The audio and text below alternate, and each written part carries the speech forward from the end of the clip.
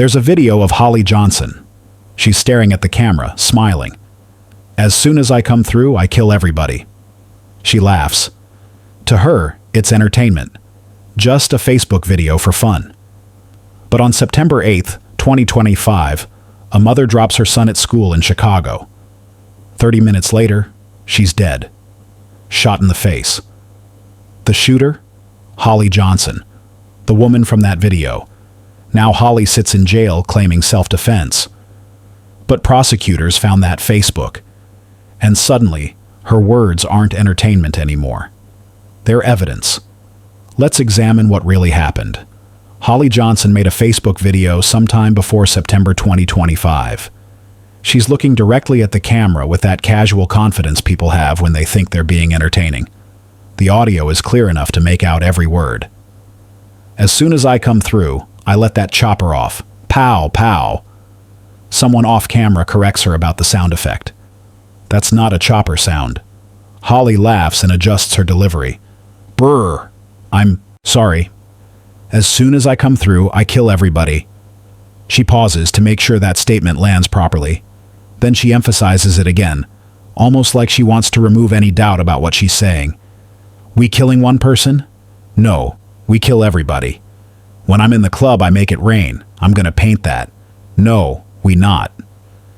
The video ends there. To Holly, this probably seemed like content that would make her look tough, someone you don't mess with on the streets. She posted it publicly. People saw it. Some probably laughed. Others scrolled past. Nobody reported it. Just another person talking big on social media, right? What Holly didn't realize was that she wasn't just creating content. She was documenting her intentions for anyone willing to pay attention. She was telling the world exactly what kind of person she was, what she believed in, how she approached conflict. Months later, when Romeka Meeks Blackman lay dead outside a Chicago elementary school, that video stopped being entertainment. Prosecutors found it during their investigation, watched it multiple times, analyzed every word Holly said. They realized something most viewers had missed. Holly didn't say, "I protect myself if threatened," or "I defend my family when necessary." She specifically said, "Kill. Everybody. Not some people, not one person. Everybody." This distinction matters more than most people understand. Holly's entire defense strategy rests on claiming she feared for her life that morning. She's telling anyone who'll listen that Romeka threatened her, that she had no choice but to shoot, that any reasonable person in her position would have done the same thing. But how do you claim fear when you've already bragged about killing people on camera? How do you claim you were forced into violence when you've already documented yourself promising exactly that kind of violence? Defense attorneys absolutely hate evidence like this. They can't explain it away with legal technicalities. They can't claim it was taken out of context or misunderstood. Holly said what she said in her own words, with her own voice, while looking directly at the camera. She meant what she meant. Now a jury will watch that video and ask themselves a straightforward question. If Holly was comfortable enough to brag about killing people on social media, was she really scared when she pulled the trigger? Or was she simply doing what she'd already told everyone she would do? To Holly, that Facebook was probably nothing special, just content for the algorithm, just another post trying to get views and likes and engagement. She wanted to seem dangerous, wanted people to think she was someone who handled business without hesitation. She wanted that street credibility that comes from looking like you're not afraid of anything or anyone. What Holly didn't understand is that words carry weight. They create records. They establish patterns. And when those words become reality, they stop being entertainment and start being evidence. Think about what prosecutors now have in their hands. They're dealing with a murder case where the defendant claims self-defense, which is always difficult to prove either way. Self-defense claims create reasonable doubt in jurors' minds. Juries naturally struggle with these cases because nobody wants to convict someone who genuinely feared for their life. But then prosecutors found this video, and suddenly the case became much clearer. Holly removed all the doubt herself when she told the world who she was before she ever pulled that trigger. The video proves her mindset. It proves she didn't see violence as a last resort or something to avoid. She saw it as a statement, as power, as something worth bragging about. Normal people don't make videos about killing everybody. Normal people don't joke about shooting multiple people even when they're trying to be funny or appear tough. But Holly did. And that tells you everything about how her brain processes conflict and violence. Before you continue this story, hit that like button right now, subscribe to this channel, and share this video with anyone who needs to understand how dangerous social media confessions really are. Your support keeps us bringing you cases like this. Now let's keep going. Understanding who Holly Johnson became requires understanding where she came from. There's another video that surfaced during the investigation, and while Holly isn't in this one, it explains everything about the environment that shaped her. This was a family gathering, a birthday party. Her relatives, the people who raised her and taught her what was normal and what wasn't. The footage shows what should be a typical celebration. An older woman with gray hair sits at the center, smiling warmly at whoever's holding the camera. She's surrounded by family members dressed in black. Someone's having a birthday, someone's marking another year. Everything looks normal until you notice what's sitting on the glass table in front of everyone. Multiple handguns. A pink pistol positioned prominently in the middle. Holsters scattered around like party decorations. Stacks of dollar bills spread across the surface. The person who posted the video added a caption that reads, "Check your gun at the door," followed by laughing emojis. Like this is completely normal behavior. Like having weapons displayed at a family birthday party is just how they do things in their household. People in the video are toasting with red cups, playing cards, moving money around the table. Someone's holding a baby in the background. Children are clearly present in this environment. And not a single person in that room appears to think the guns are problematic or inappropriate. Nobody suggests that maybe this isn't the right setting for firearms. Nobody questions why weapons are sitting on the table next to what looks like birthday cake and party supplies. When this video went public, social media erupted with reactions that ranged from shock to disgust. One comment captured what thousands of people were thinking after watching it. The matriarch of the family was covering for their family in prayer, instilling the word of God, yet in her 60 years of life, she was enabling all these years, allowing gambling with guns around, and Lord knows what else while children are in the same room. Another person wrote something equally direct. "This is so disturbing. The poor child looks like her life did not stand a chance because the blind is leading the blind." These commenters weren't wrong in their assessment. When your family treats guns like party favors, when nobody in the room thinks weapons at a birthday party is strange or dangerous, when children grow up seeing firearms as casual as silverware on a dinner table, you're creating an environment where violence becomes normalized, where pulling a gun isn't viewed as a last resort in a life-threatening situation. It's just what you do. It's how you handle problems. It's how you demonstrate strength and command respect. Holly grew up in this specific environment. She learned from these specific people. She watched her family normalize what should never be treated as normal, and she absorbed every lesson they taught her, whether they meant to teach it or not. In her world, guns weren't dangerous tools that required respect and responsibility. They were accessories, status symbols, things you showed off to friends, things you displayed at family gatherings, things you bragged about on social media, things you used when you wanted to make a point or settle a score. That pink pistol sitting in the middle of the table isn't a random detail. Someone chose that specific gun. Someone purchased it in that particular color. Someone thought it looked good enough to display. That's not a weapon purchased purely for protection. That's a weapon purchased for image, for aesthetic, for showing people who you are and what you're about. And that mentality is exactly what got Rebecca Meeks Blackman killed. When prosecutors eventually show this video alongside Holly's Facebook, they'll be building a specific narrative for the jury. Holly didn't wake up on September 8th and suddenly decide to shoot someone out of nowhere. She was raised in a culture where guns solved problems, where violence was accepted without question, where threatening to kill people was something you could joke about at parties without facing consequences. Her family created that culture over decades. Her family maintained it through generations, and Holly internalized it so completely that she thought nothing of going on Facebook and bragging about killing everybody. then actually following through months later. The strategic moves Holly made months before the shooting tell their own story. In December 2024, while Rebecca Meeks Blackman was going about her normal life, working toward her nursing degree, raising her 6-year-old son Carlos Jr., trying to navigate co-parenting with her difficult ex Carlos Smith Sr., Holly was taking specific legal action. She filed a protective order against Rebecca, claiming threats and harassment. What makes this particularly interesting is that Holly and Rebecca had never met face-to-face. All their conflict existed through Carlos or on social media. No direct confrontations, no in-person encounters where these alleged threats could have occurred. Holly went to court anyway, presenting her case to a judge. She claimed fear, alleged stalking, insisted she needed legal protection from this woman she'd never actually stood in front of. The judge reviewed her filing and granted the order in July 2025. Holly now had official legal documentation stating that Rebecca posed a danger to her safety.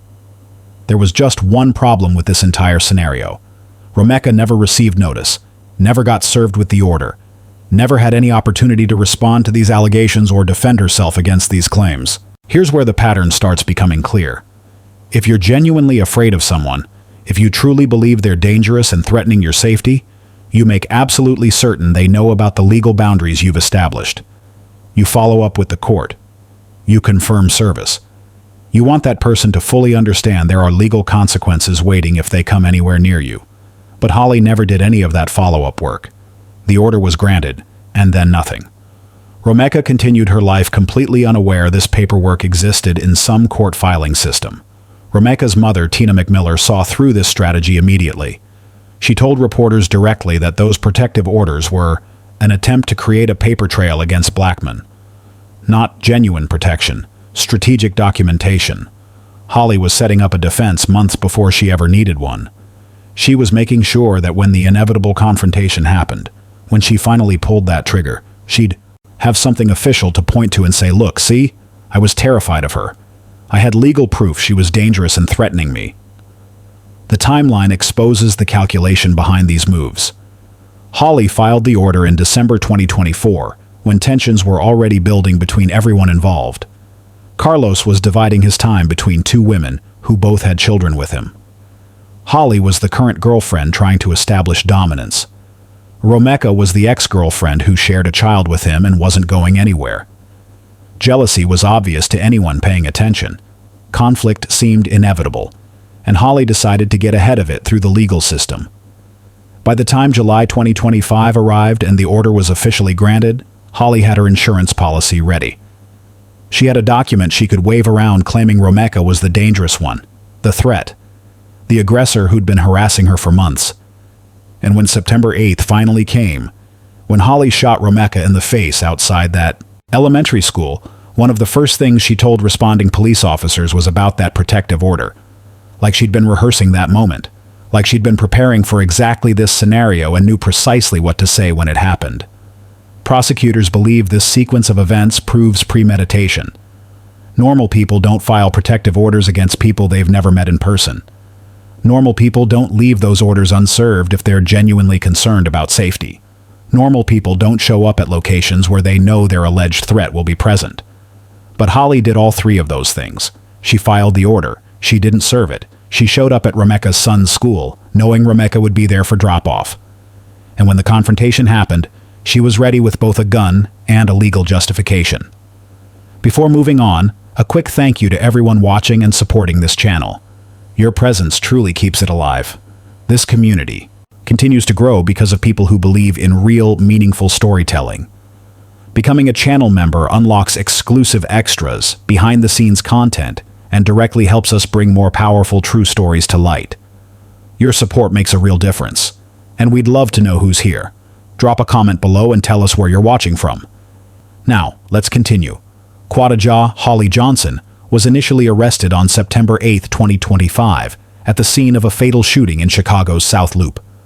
Although police took her into custody and gathered evidence, she was released days later without immediate charges, as prosecutors cited her self-defense claim and a pre-existing protective order she had filed against the victim, Rebecca Blackman.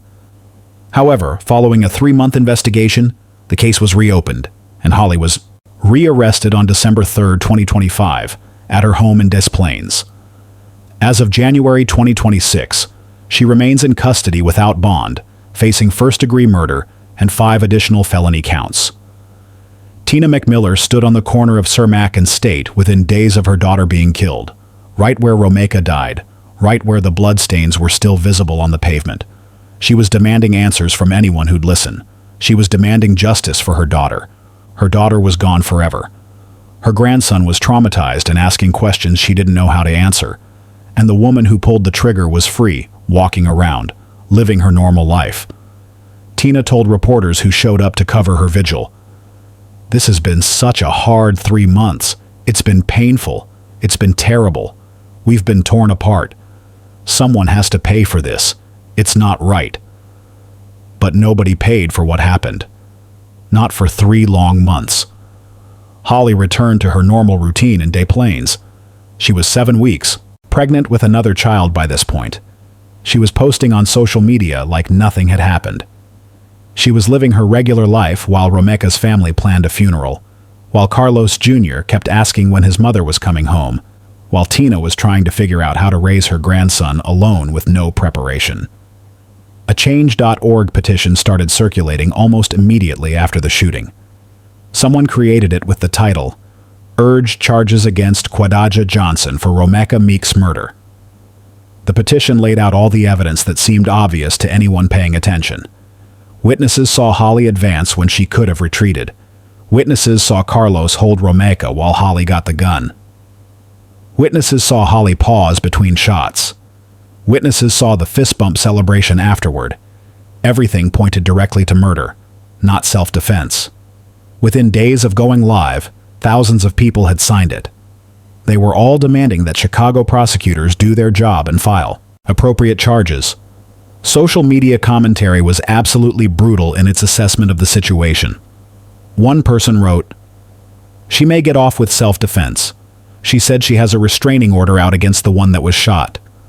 Another comment that got hundreds of likes said, "No remorse she showed," and the bystander was saying she shot that lady while she was in a headlock.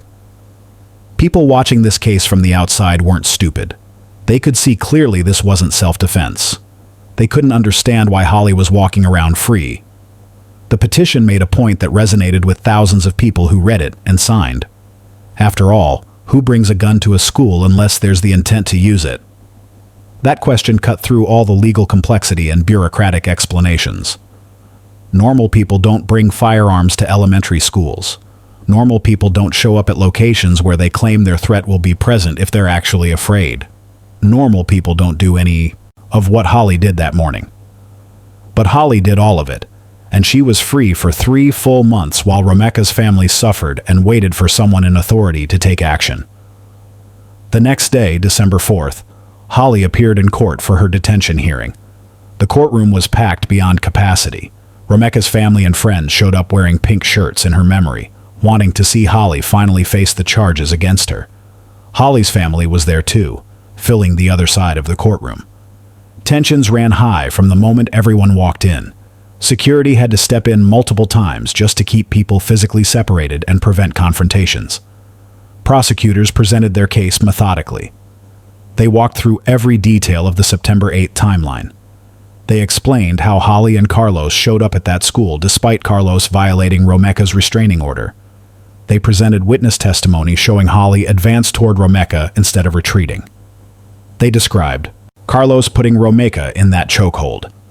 They showed evidence of Holly retrieving the gun from their vehicle, shooting Romeka multiple times, pausing deliberately between shots, then fist-bumping Carlos while Romeka died.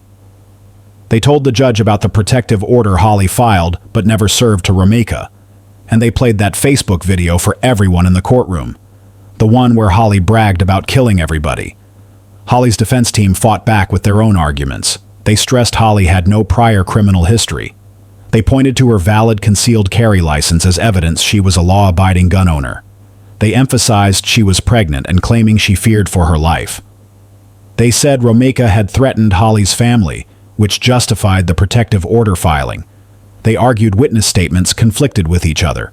One witness was wearing noise-canceling headphones during the shooting, they pointed out.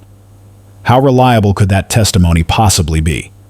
But prosecutors had built too strong a case. Too many witnesses all saying essentially the same thing. Too much documentation of Holly's actions before, during, and after the shooting. And that Facebook video destroyed any claim Holly was just an innocent woman defending herself. "I kill everybody." Those 3 words undermined everything her attorneys were trying to argue. The judge made a quick decision. Holly would remain in custody. No bail, no release. She was staying in jail. January 8, 2026, brought another significant court hearing.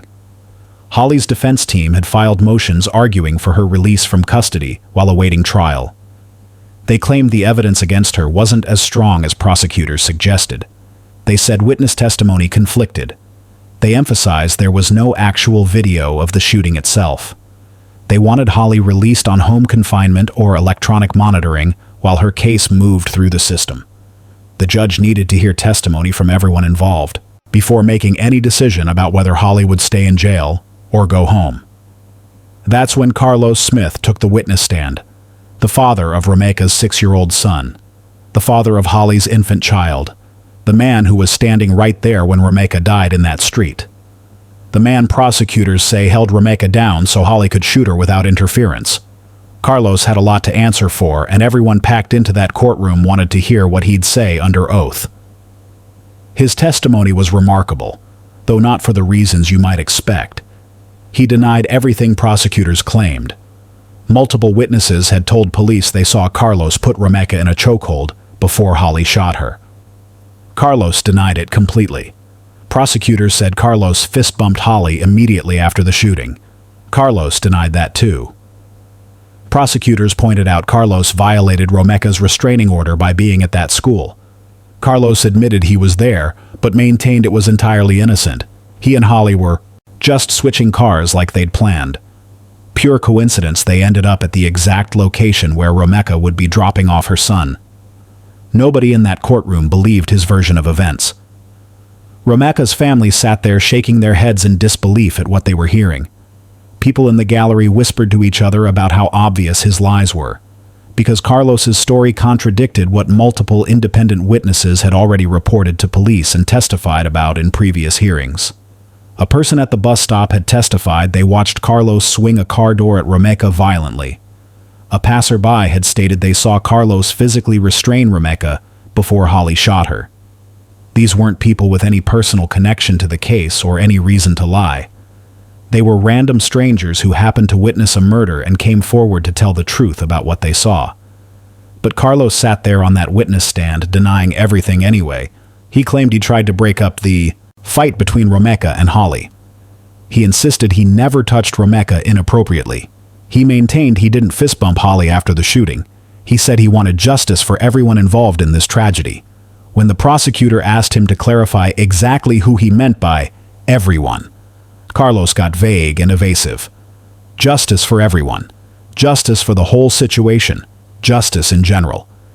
He couldn't bring himself to say directly that he wanted justice for Romeka, the mother of his child, the woman who died while he stood there and watched. Holly's attorneys attempted to use Carlos's testimony to support their case for her release. See, Carlos is saying there was no chokehold. Carlos is saying the witnesses are confused or mistaken. Carlos is saying this was just a tragic situation where Holly had no choice but to defend herself. But prosecutors tore apart that argument systematically. They pointed out the obvious truth that Carlos had every possible reason to lie under oath. If he admitted to holding Romeka down, he could potentially face charges as an accomplice to murder. If he admitted to the fist bump celebration, it would completely destroy any remaining shred of Holly's self-defense claim. Carlos wasn't testifying to tell the truth about what happened that morning. He was testifying to save himself from potential charges. The judge wasn't impressed with anything the defense presented. After hearing all the testimony and reviewing the evidence again, the decision came quickly. Holly would remain in custody. No home confinement. No electronic monitoring. She was staying in jail until her trial. Look at everything prosecutors have gathered. Holly makes a Facebook bragging about killing everybody. Holly grows up in a family where guns sit casually on birthday party tables.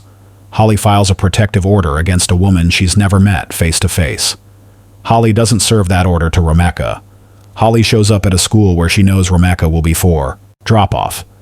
Holly advances toward Romeka when she could easily retreat. Holly shoots after Carlos restrains Romeka. Holly pauses deliberately and shoots again. Holly fist bumps Carlos while Romeka dies on the pavement. Holly immediately invokes her legal rights instead of showing any remorse or shock. None of that is coincidence. It's a pattern that shows planning and intent. Every single action Holly took before September 8th set up exactly what happened that morning. The Facebook established her mindset about violence. The family environment normalized guns and aggressive behavior. The protective order created legal cover she could point to later. The decision not to serve it kept Romeka unaware and unprepared. Showing up at the school created the confrontation she was looking for. Advancing toward Romeka eliminated any possible claim she was trying to avoid conflict. The shooting itself wasn't panic or fear. It was execution. Holly didn't fire wildly in a moment of terror. She didn't empty the entire magazine in a frenzy. She fired, paused to evaluate her actions, then fired again with deliberate aim. That pause is the difference between reacting instinctively and making a conscious choice. It's the difference between genuine self-defense and calculated murder. Think about what Holly could have done differently if she was actually afraid. She could have stayed in the car with the doors locked. She could have driven away immediately upon seeing Romeka. She could have called police for help. She could have waited for Romeka to leave the area first. She could have avoided that entire location if she truly believed Romeka was dangerous. But she didn't do any of those things. She got out. She approached. She waited for Carlos to grab Romeka. She retrieved her weapon. She shot multiple times. She celebrated the result. Every single choice Holly made that morning contradicts her claim of being afraid. And that Facebook video proves she wasn't scared of violence in general. She embraced it. She bragged about it openly. She wanted people to know what she was capable of doing.